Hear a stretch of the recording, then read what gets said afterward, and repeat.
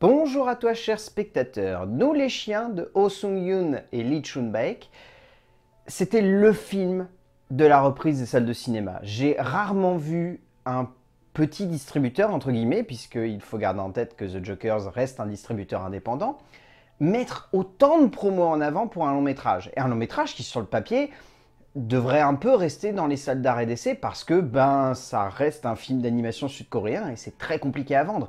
Mais ils ont mis tellement le paquet que réellement c'était le film à voir à la réouverture des salles.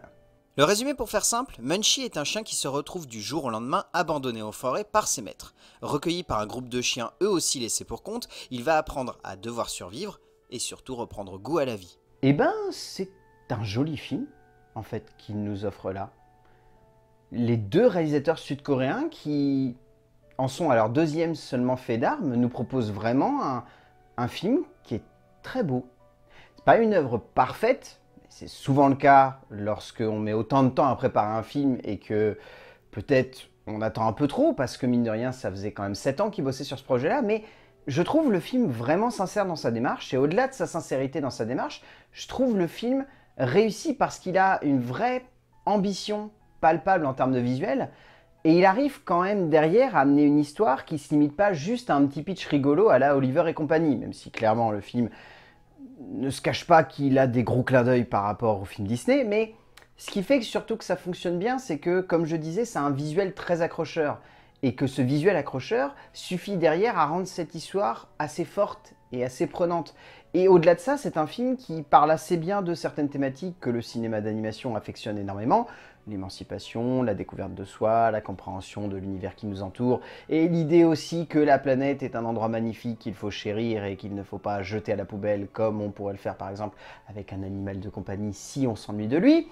Mais tout ça, c'est ce qui est au milieu d'un long métrage qui a vraiment de l'originalité. Pas constante, mais a une vraie originalité dans sa conception et dans sa manière d'avoir été amené. Et en plus, ça fait partie de la branche de l'animation qui a le plus de mal à se faire une place sur le marché francophone et occidental de manière plus générale. Le cinéma d'animation asiatique est un peu souvent catégorisé, ou en tout cas divisé en deux catégories, avec les animés d'un côté, souvent classifiés et parfois même un peu difficiles d'accès, et les œuvres plus enfantines de l'autre, ou en tout cas plus originales dans leur conception, qui cherchent à nous embarquer dans des récits étonnants. Ainsi, Sung-yoon et Chun-baek nous proposent un joli petit conte moderne, assez inspiré par le long métrage de Disney Oliver et compagnie, lui-même inspiré de Dickens, mais avant tout, une œuvre attachante et touchante, qui cherche avec beaucoup de tact et de finesse à nous faire rentrer dans un univers assez classique et facile, mais assez touchant et sincère, qui réussit à nous émouvoir et à nous embarquer dans son petit univers.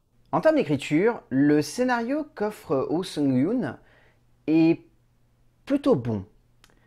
Pour être sincère, j'ai eu la sensation pendant une bonne partie du film que l'écriture était très classique. Pas forcément dans la conception des personnages, dans leur environnement, etc., mais juste dans la manière avec laquelle chacun des événements est amené.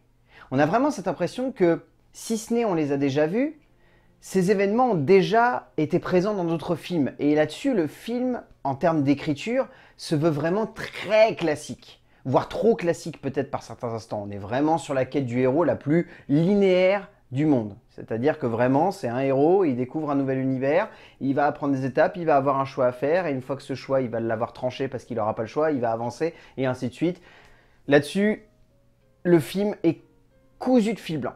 Mais étonnamment, par la suite de son avancée, ce qui fait qu'on s'accroche et on s'attache à cette écriture qui peut sonner comme très classique sur la base, c'est la manière avec laquelle celle-ci en fait avance. Elle avance pas de manière linéaire. Si derrière les retournements sont linéaires, son avancée ne l'est jamais. Elle semble constamment en train de se dire « Ok, je sais que mes événements sont classiques, est-ce qu'il n'y a pas moyen d'amener des petits trucs à gauche et à droite pour faire en sorte que ce qui est classique devienne un petit peu original ?» Sans spoiler, c'est amené par des petits retournements de situation qui, au fil de l'avancée du récit, sonnent vraiment comme des petits moments qui relancent l'émotion, qui relancent une certaine dramaturgie qui avant était un petit peu, je dirais pas empathie, mais en tout cas un petit peu coincé dans ces petits éléments qui ont tendance à nous rappeler que c'est pas assez original ou que ça veut rappeler des films ou des histoires ou des récits qu'on connaît déjà par cœur.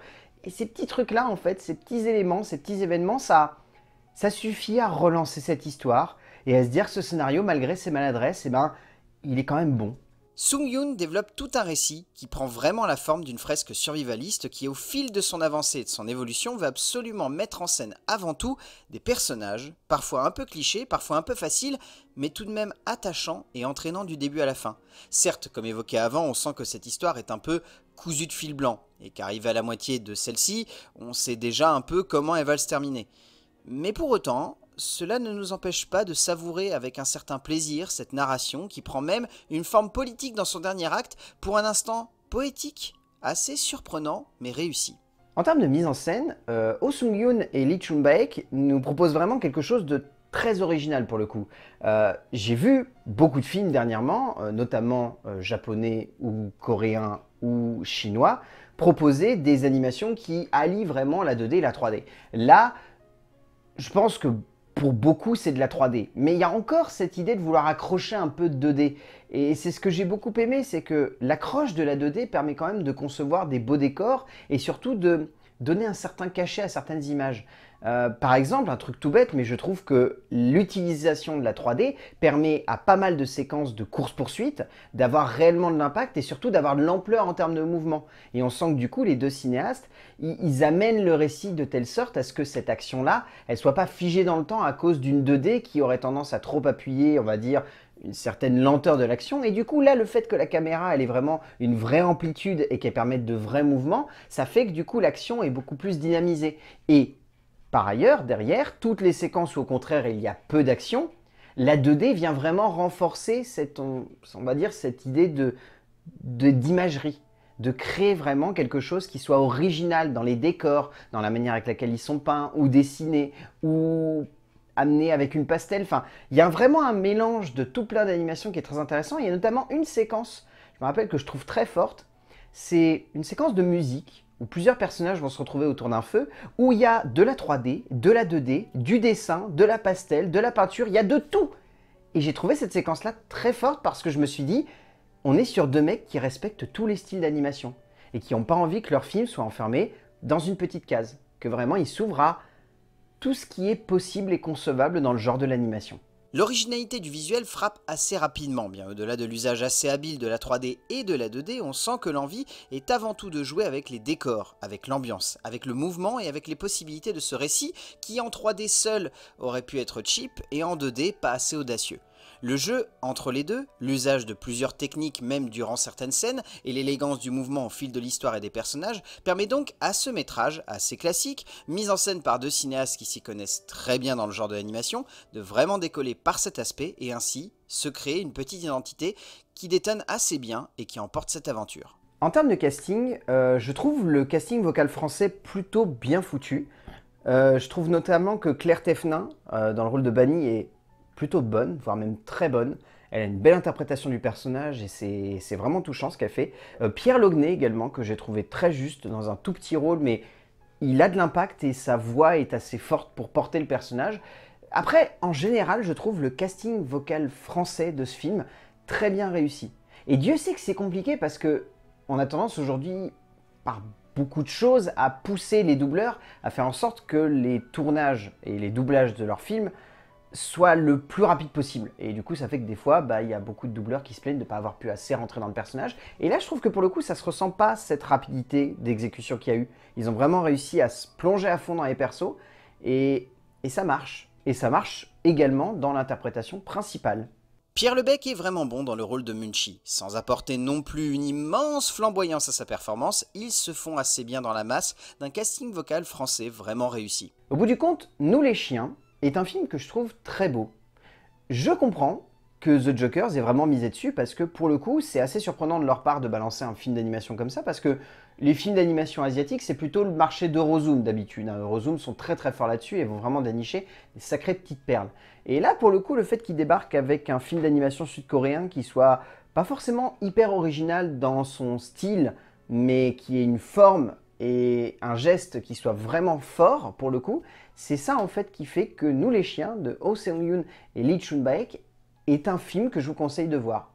C'est vraiment un joli film qui marche pour toute la famille.